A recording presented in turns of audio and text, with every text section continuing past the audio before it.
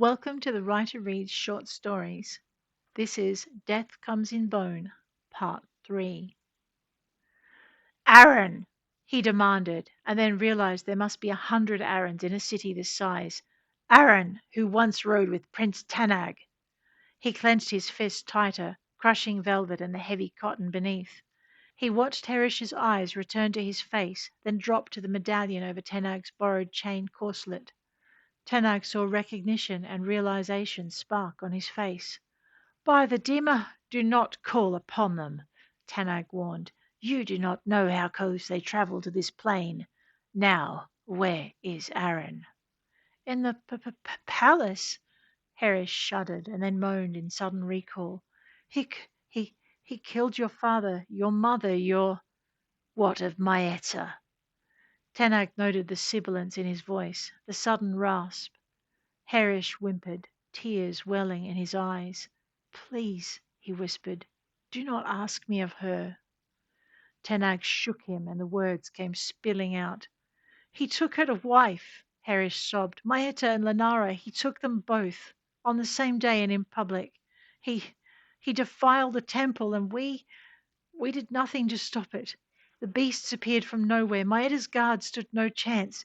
Your sisters, he wept, dangling from Tanag's grip, then raised his tear-stained face. But you live, he whispered, his tone changing from disbelief to half-throttled joy. You live. I live on in death, Tanag said. I swore with my dying breath that if he harmed Maeta, he would die by my hand. The rage welled up within him, and he reached for the sword at his belt. No, please, Herish begged, watching Tanag draw the royal blade. You would sell your family for a profit, Tanag rasped.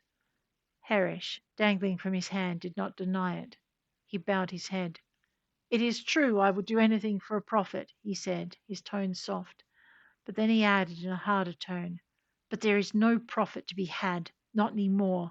High King, and his voice made the title a curse, Arrin, takes all there is to be had. No one can make a profit while he rules. So, if there's a profit to be had, it will only be found in his death. Can you do that? I am sworn to it, Tanag replied. But can you deliver? I'm cursed to live until Maeta is avenged. Tanag let go of Herish, turning the horse away before the merchant hit the cobbles. Tell no one I am here. Herish's next words halted him before he could ride away. He has taken the West Wing. The West Wing, Tanag thought. Not the king's quarters, but those which used to be mine. Suddenly he was glad he hadn't found a lover. He has taken everything that was yours, Herish said, and Tanag was very glad there had been no woman in his life. It meant one less casualty for Arrin's jealousy. But when? Divus is going to miss his horse, Herish interrupted his chain of thought. Divus is dead, Tanag said, and nudged the horse into a walk. His brother will want revenge. I did not kill him. Tanag did not bother to hear what Herish would say next, but rode back along the alley. He knew where the palace was, knew other entrances to the front gate, tried to recall if there was one he had not shared with Arrin. It came to him that he had never shared the secret ways behind his sister's chambers, but he wondered what Arrin had gleaned from Maeta since. Herish's waistline had not grown so thick in the passage of 1 or 2 years, and nor had the merchant's bitterness. Tanag measured the two in his head and decided Herish found profit enough under Arrin's rule, but not a lot, and that the waistline was something earned from middle age, too much inactivity, and an overindulgence of time spent at the tavern. How long have I been away? He rode, careful to stay away from the main thoroughfares and patrol routes, a skill he and Arrin had shared.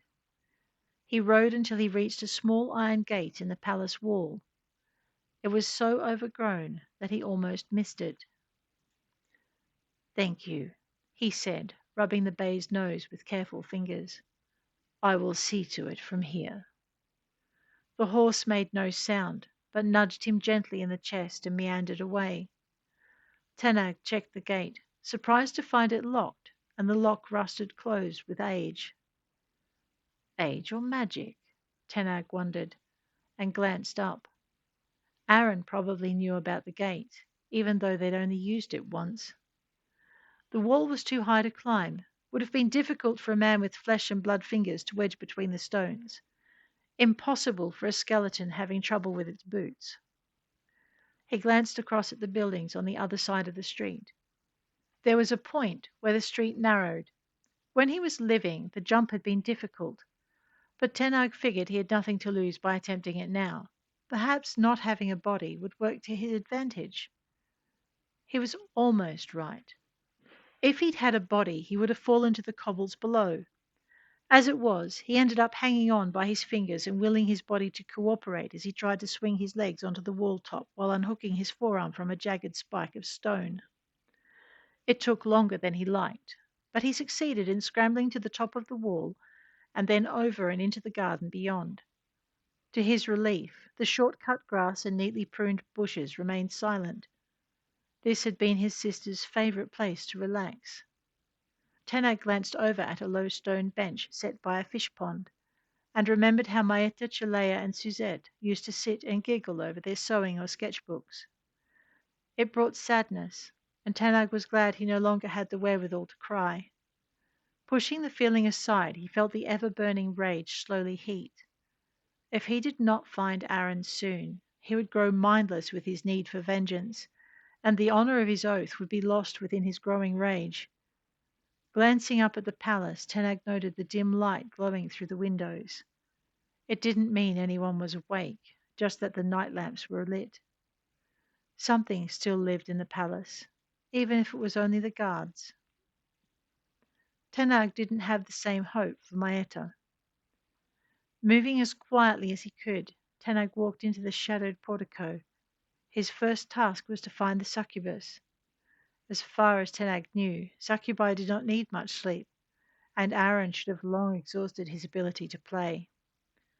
If Lenara was true to form, she would be found in the place that represented her power base best, the throne room. Tanag stalked down the portico, wincing at the sound of his joints clicking as they moved, and wondering if a trip to the kitchens might not be in order. He decided against it.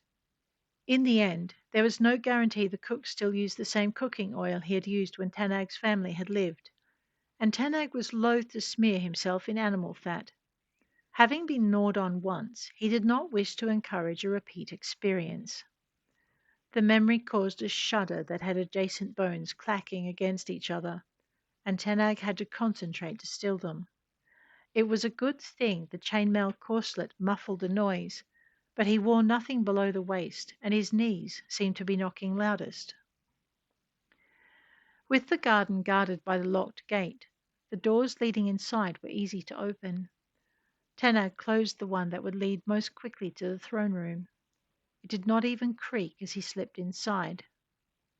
The succubus was waiting. "I knew one day you'd come," she said. Her dark eyes were full of laughter instead of fear.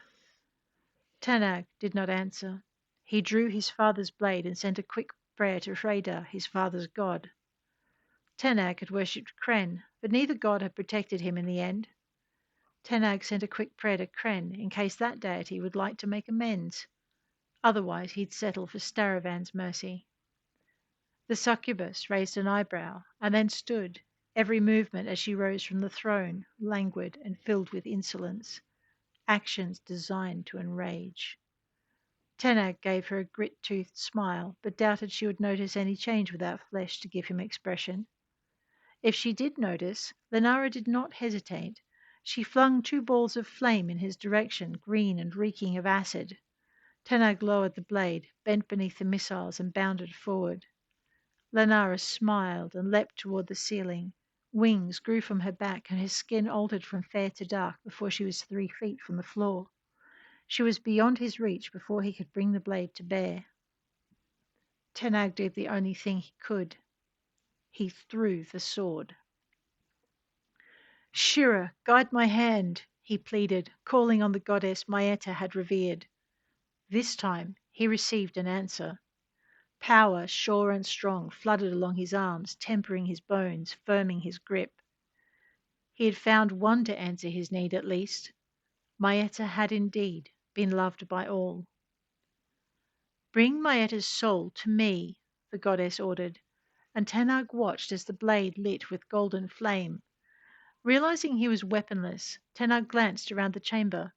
It would be unlike the demoness to have left herself unarmed. He hurried to the throne, checked along its side, felt the axe invisible beside it, and tried to visualize it. He had never seen Lenara wield an axe before.